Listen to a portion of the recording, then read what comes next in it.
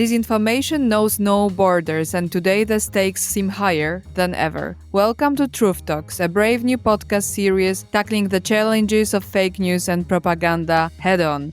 Join us for engaging short conversations with experts from all EU member states and Ukraine as we uncover the truth behind dominant disinformation trends and explore the strategies shaping Europe's fight against manipulation. In this episode, we are zooming in on Italy. Our guest today is Teresa Coratella, Deputy Head of the European Council on Foreign Relations, Rome office. Welcome to Truth Talks. Thank you so much for the invitation. Our pleasure. Okay, so Italy, a country renowned for its rich history, culture, and political dynamism, is also grappling with the ever-evolving landscape of disinformation. Teresa, could you start by shedding some light on the major disinformation themes currently circulating in Italy? Of course. Many thanks for this question.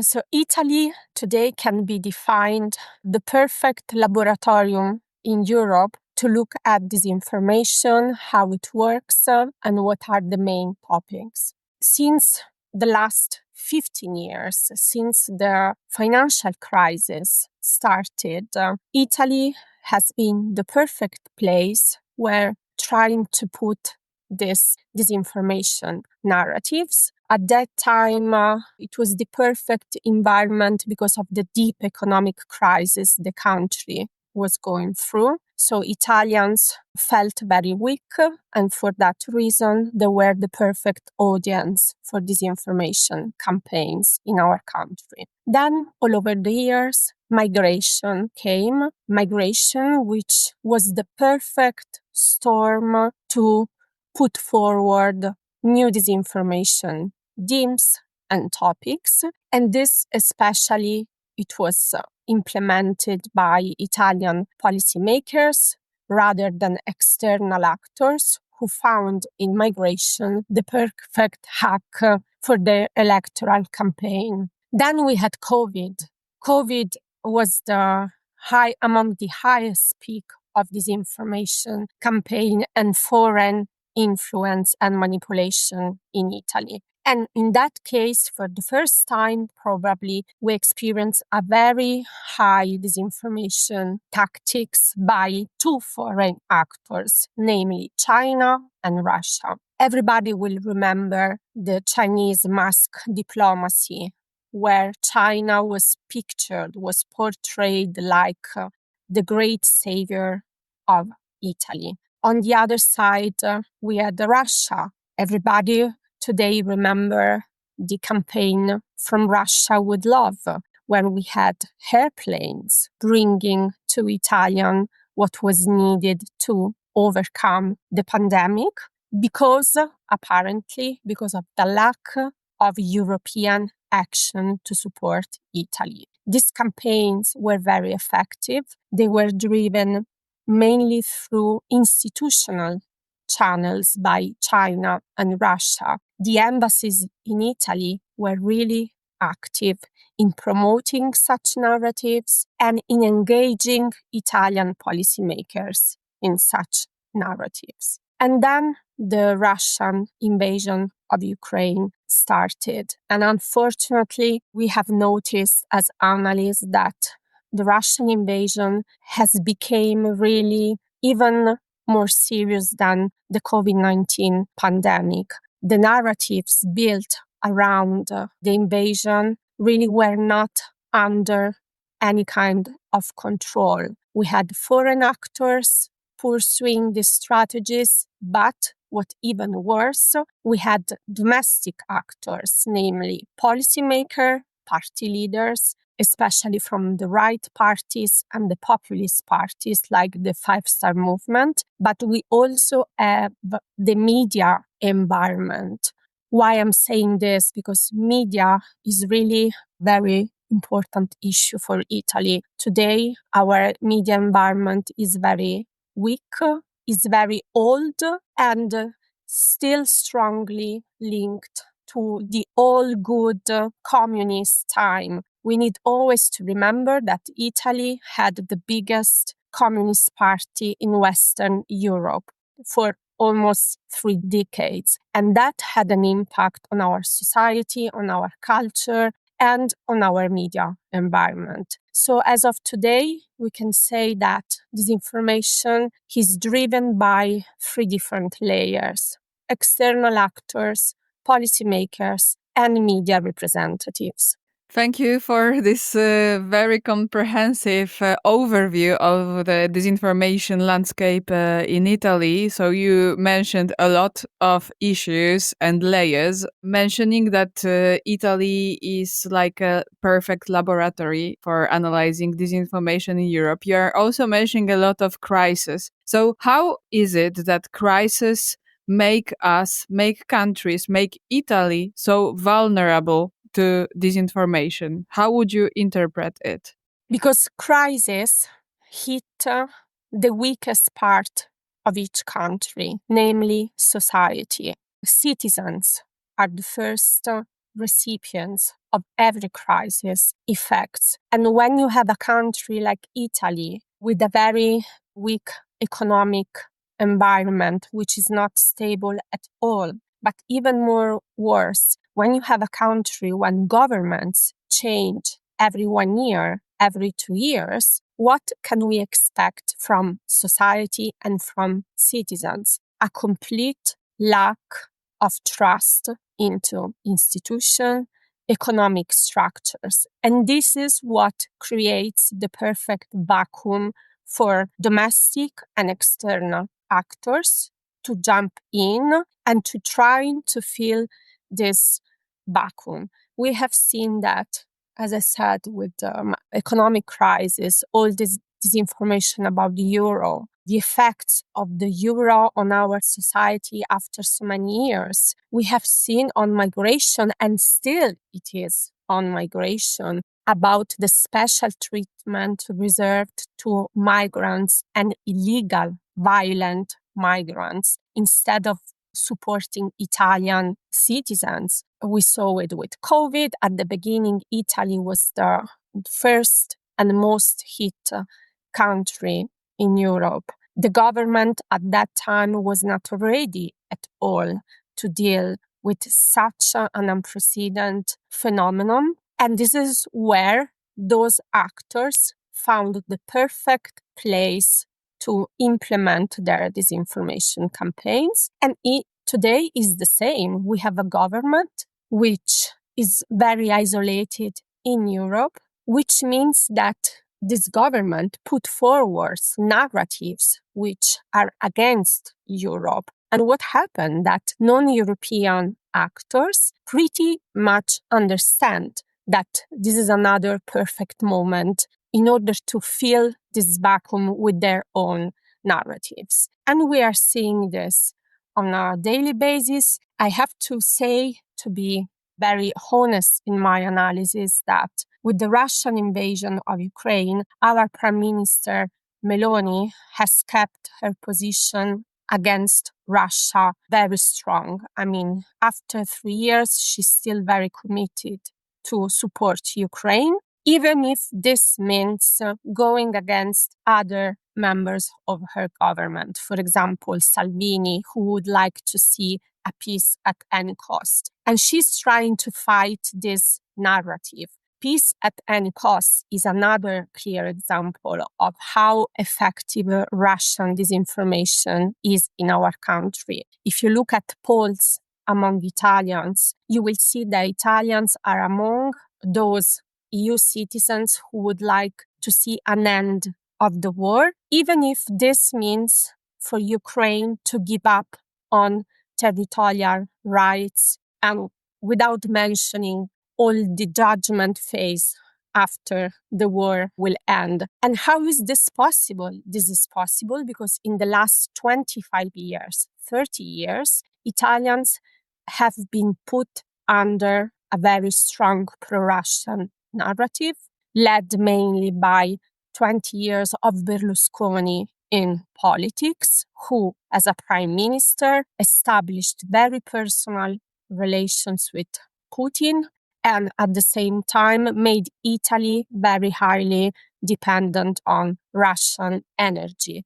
And you see, this is a very cheap but very effective way to then have citizens of a country completely supporting something that it is unfair according to international law. They have achieved what they wanted. And unfortunately, this is something very simple. Okay, so coming back to the narratives, because you showed me a whole array of narratives that have been appearing since the economic crisis 15 years ago, what would you name are the major narratives nowadays, disinformative narratives? So the first one regards absolutely Russia, why Russia started the war, why Ukraine is not available to accept Russia's condition. So at the moment, this is the main narrative we see, alongside with vaccines narratives, not related to COVID-19 pandemic, because luckily we are over that. Now we see a kind of return of anti-vaccines in general narratives, mainly pushed by very visible members of the current government. So these are the two main narratives that we see today. But I'm starting to see again climate change coming back as a big topic because of President Trump and his second term. We already saw what is the position of President Trump regarding climate change, Paris Agreement, and being this government a big admirer of President Trump, I'm already seeing this kind of narratives against climate change coming back in the public debate. And who might be benefiting from this disinformation narratives? I understand with Russia, but what about the anti-vax narratives? And also, what about anti-climate change? Maybe that I understand it's a typical populist one, but anti-vax, who does it benefit to spread this disinformation? Policymakers in government. When you spread this kind of narratives, you create fear among citizens. And when you have citizens who fear about their health, especially after what we went through during the pandemic due to COVID-19, you have a very easy job. You can control your society in a easiest way. And you know that people who fear will listen to you and will question you less. Because at the end, if we look at every society, but especially at Italians, what matters the most to Italian is health, to be healthy, and secondly, economic stability. So on these 2 points, policymakers benefit a lot, which brings me to climate change. Climate change, that all the discourse linked to climate change is linked to the fact that Europe didn't manage to deal with the green revolution in the proper way. And today, who is paying the cost of that, according to these narratives, are citizens. So you see how 2 very basic topics, namely health and economic stability, can really make the difference for policymakers if they are used in the right way.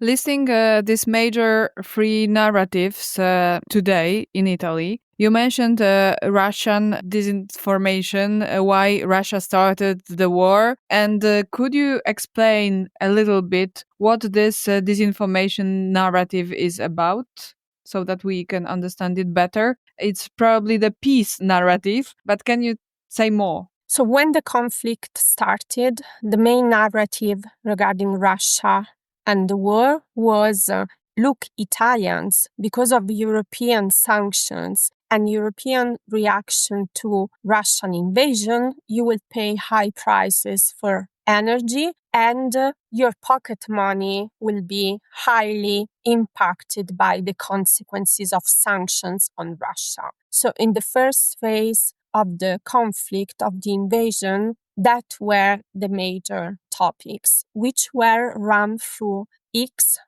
and Facebook, basically through those two channels. Today, we are exactly in the other situation where the main narrative is about the peace camp. So, Italians, do you really want to continue having your money used to support a war which doesn't help anyone, doesn't serve any purpose?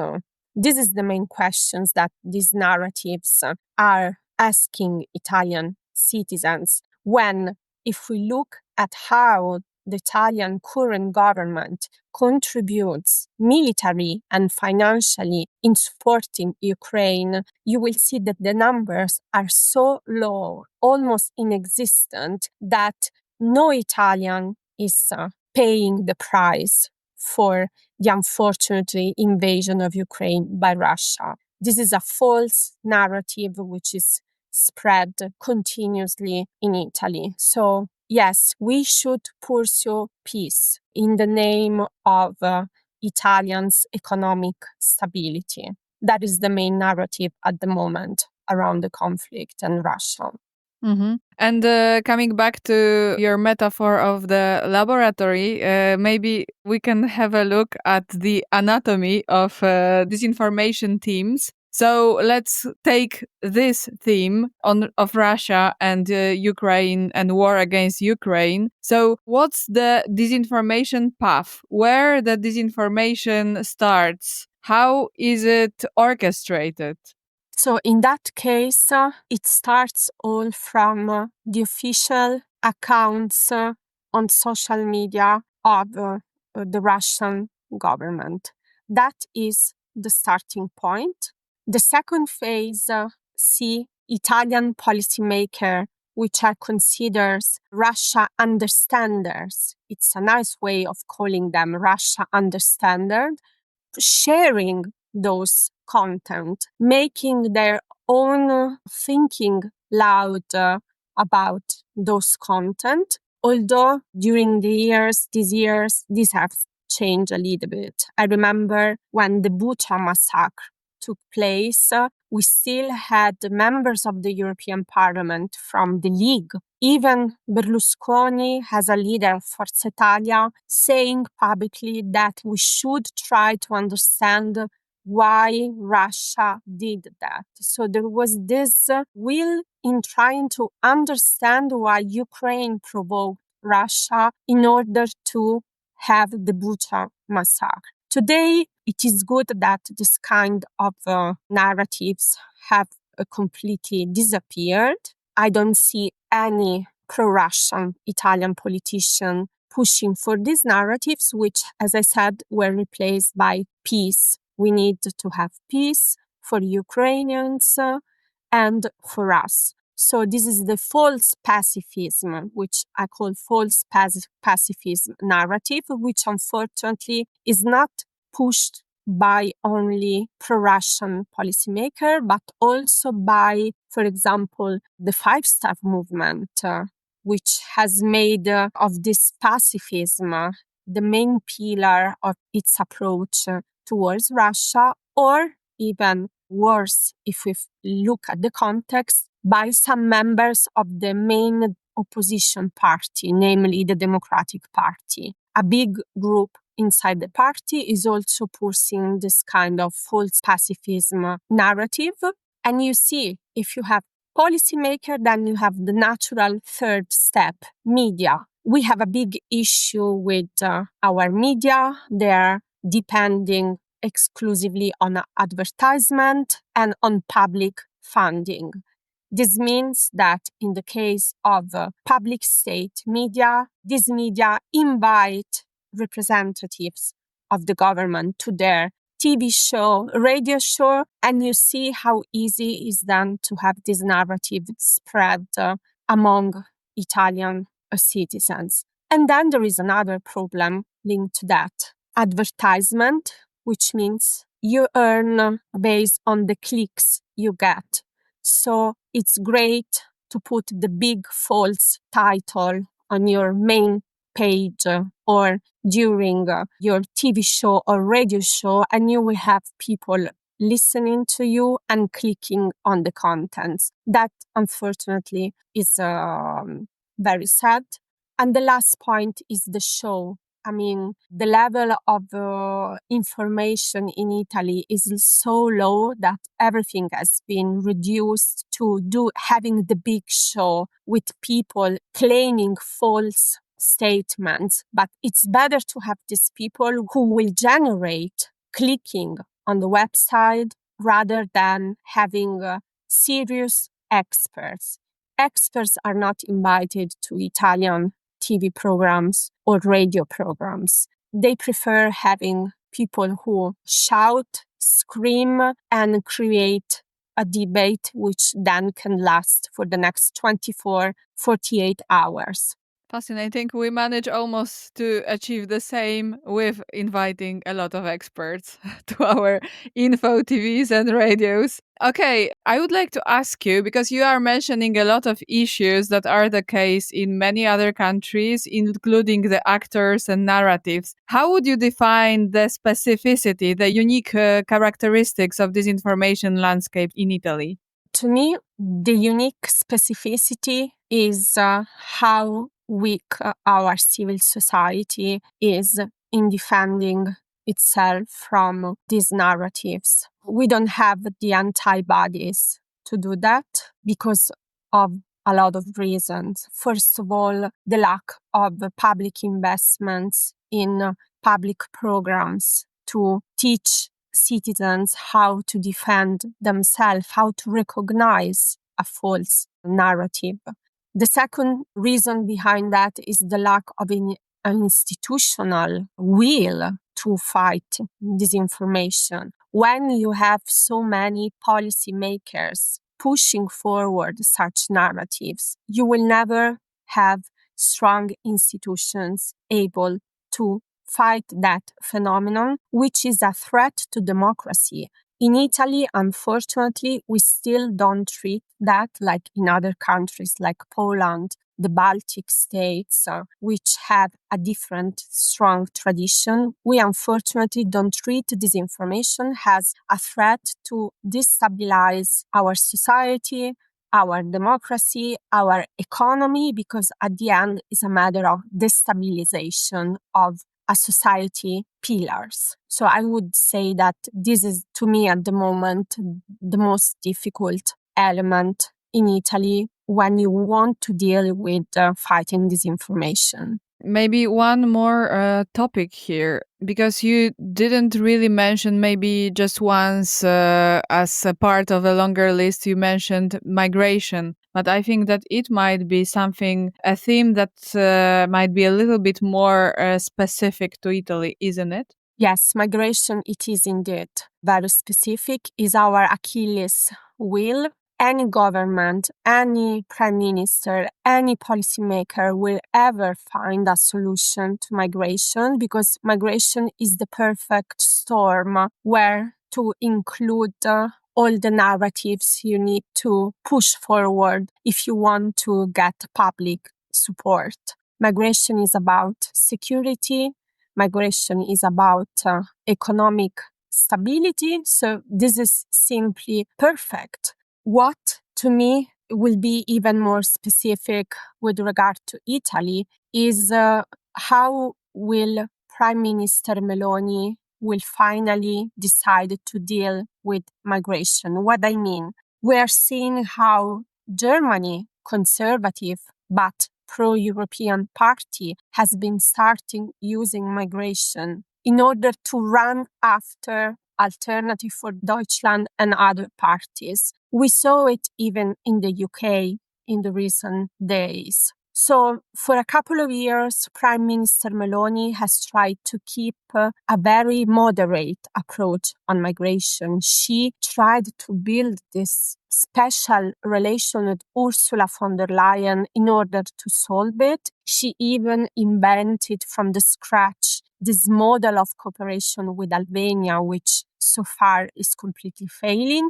But she always did it in order to show herself like someone proactive.